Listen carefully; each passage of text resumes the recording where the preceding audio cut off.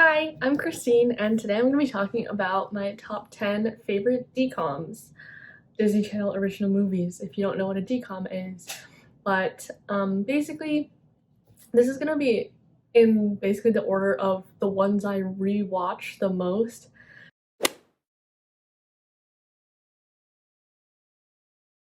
So from the title of the video, you'll probably know that I'm going to be folding the laundry while I talk about this. And so I do my laundry and my mom and my dad's laundry when I'm at home.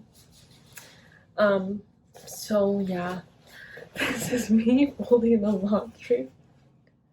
Number one on my list is probably no surprise to anyone who has ever seen dcoms before, Lemonade Mouth.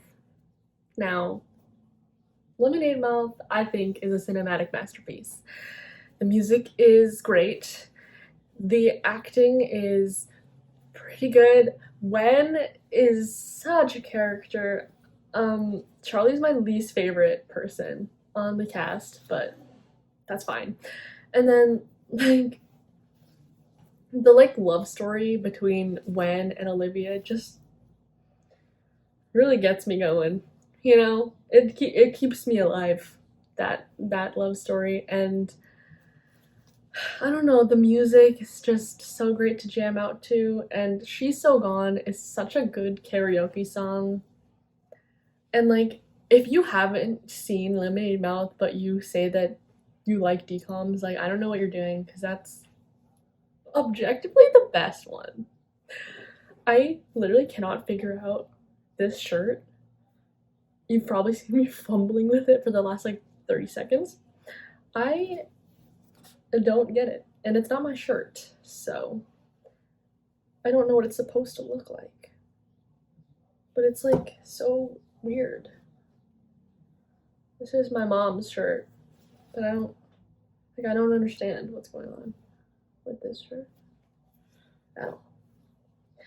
Anyway, so number two,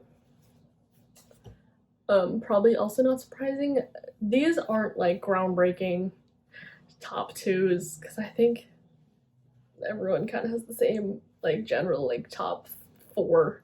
Oh my god, I did it. It's a shirt. So number two is Starstruck. Now, again, the songs in Starstruck are some of my favorites. I still listen to those all the time, pretty much. And I hate Jessica Olsen. I feel like that's controversial. My whole family hates Jessica. She's just so annoying, and she doesn't understand Christopher's life. Obviously I'm not famous, so I don't understand Christopher's life, but I can be sympathetic to the fact that he has no privacy, you know, and she can't. Apparently she doesn't understand that people want privacy. Of course she wants privacy, but she doesn't understand that Christopher will want privacy. That doesn't make any sense to me. And the whole scene at the beach, if you know what I'm talking about, the scene at the beach, I just she grinds my gears. And the scene, the one where they're singing in the car, I hate that scene. I really do. She's so annoying, and I used to make friends with my friends, or I used to make fun of her with my friends in that scene. Anyway, Jessica Olsen aside, it is a great movie. If any of you have seen Be Somebody with Matt Espinoza, that's also a movie that I have seen, and it's just Starstruck, but worse. Okay, so my next one is not a dcom. It's a series of dcoms, but also not a series of dcoms. And I feel if you know anything about dcoms, you'll know where I'm going with this. The High School Musical franchise. Now, High School Musical 3 is not a dcom. But it often gets confused as a dcom. But since High School Musical 1 and 2 are dcoms, I figured I would give them, the light of day. And so High School Musical 2 is my favorite one. I just think that the music is the best. The story, I feel is the one that makes the most sense, even though it's a bunch of teenagers working at a country club, which isn't that realistic. But just like the context of Gabriella and Sharpay and like them fighting over Troy, I feel like that's the most realistic. I don't know. But yeah, so I 2 is my favorite. Then I like 1. No. And then I like 3. Sorry. That's not a decom, but I like High School Musical 3 because I am a sucker for a good graduation installment of anything. I always cry when I watch graduations because it's like depending on the show, but it's like you grew up with these people. Not even depending on the show. I still cry at graduation scenes. Anyway, and then 1 is the worst one. It is the least realistic. And it's just annoying. Especially the scene in the locker room with the little camera. I can't. How did he not see that happening? Okay, I need to get a move on with this laundry. Okay, so next up, similar to the last one, the next one is the Cheetah Girls series. Again, my ratings for like the individual movies, I like 2, and then 1, and then 3. 3 is my least favorite because Raven-Symoné Galleria isn't in it, which makes me sad because I love her. So yeah, so that's my least favorite out of the 3 of them, and obviously when they go to Barcelona, that is my favorite because that's iconic. This next one might be a little out of the box, out of pocket, controversial, if you will. I think that my number 5 favorite decom is Avalon High. Now, I have never met a single person who likes Avalon High. I could honestly not even tell you one person who has seen Avalon High. Like, it came out, I think, at like the height of dcoms, like popularity, or at least like when I was the most into them, like when I was the target demographic for a decom. But there's something about Avalon High. I rewatch Avalon High a lot. I think it's because it like kind of reminds me of House of Anubis, which is another controversial thing that no one else seems to like except for me. But just like the drama, the intrigue, like the realizations, there's something about that movie. So yeah, Avalon High is number 5, which if everyone in the world did a list of their top 10 favorite decoms, I don't think that anyone else would have Avalon High in their top 10, let alone at number 5. But I just love it. If you haven't seen Avalon High, I do recommend that you watch it if you're not like turned off by cheesy movies. But if you like decoms, you're probably not. You know? That's just like cheesy movie territory. They're all cheesy movies. So my next few are Halloween movies because I love a good Halloween movie. This is kind of like a 3-way tie for 6 and 7. I think I'm on 6 and 7, but it is Twitches. I love Twitches.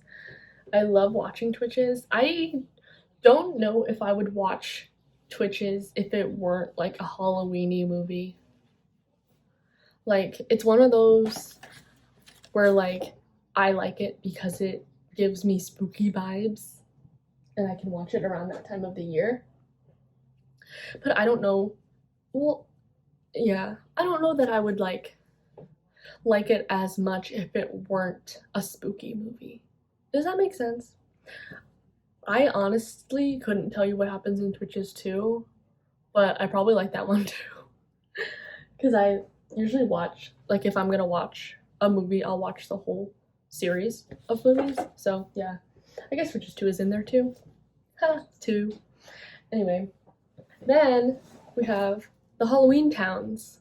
And these are probably the oldest ones on the list, I think. Because most of the other ones came out in like the 2000s, like the late aughts, and or like the 2010s. I don't know why I just said aughts. Like that was a word that I use in my everyday vocabulary. Anyway, except I don't like Calabar's Revenge, and I don't really like the one where she goes to college either, because it's not Marnie. I prefer 1 and 3, Halloween Town High and the original Halloween Town. So those are like the Halloween movies, and you know, sometimes I'll mess around and I'll watch them in like the spring if I'm really feeling it. I don't know. Sometimes the spring gives me fall vibes because it's like the air sometimes is crisp. Sometimes it's not. Sometimes it's really just humid because, you know, April showers bring May flowers, and I hate the rain, which is why I hate spring. Spring is my least favorite season. But anyway, off track. Those are the Halloween movies, so that is my 6 and 7, and it's kind of like a tie, but also kind of not. Next up, at number 8, we have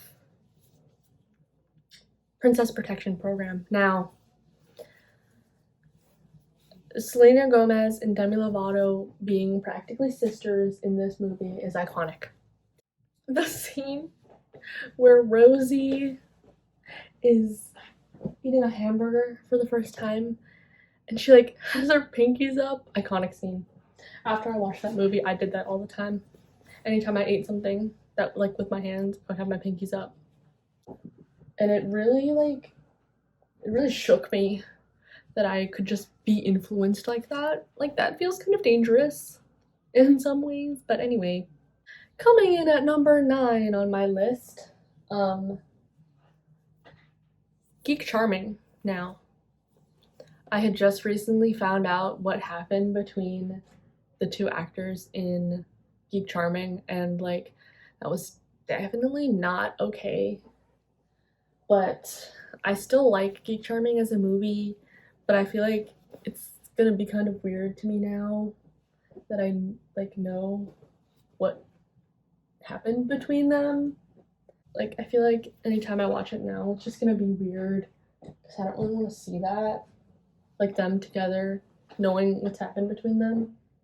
It's just so cheesy, but like I feel like the ending half of it is like really well done, and like it's really emotional, and like I cry, and like I cry during most movies. I'm just like a crier. I cry during movies that aren't supposed to be sad. Like Geek Charming is probably not supposed to be that sad, but I do cry when I watch Geek Charming. I like things that make me cry. You know, sometimes you need a good cry, and sometimes you need a catalyst for that cry. And you know, sometimes Geek Charming is the catalyst. Anyway, now I have successfully created all of my piles of clothes, which is how I do my laundry. So I guess I'll just do number 10 and then I'll put it all away because I have to be like up. So my number 10 movie is Good Luck Charlie, It's Christmas. And I feel like this is just the one that I chose because there were quite a few that could have gone in this place. But I think it was just because it's a Christmas movie and I love Christmas. So like if I'm in a decom Christmas mood, wrap it up. This is the one I'm watching. It just has very feel-good family vibes, and it's like so bizarre at some points, like the game part of it. But I just love that one, and like the song from that one, iconic. I love that song. So yeah, those are my top 10 decoms. I'm gonna go finish up the laundry, and maybe I'll make another decom video at some point, but for now, these are my top 10 decoms. So if you haven't seen any of the ones on my top 10, I do recommend that you watch them. Bye!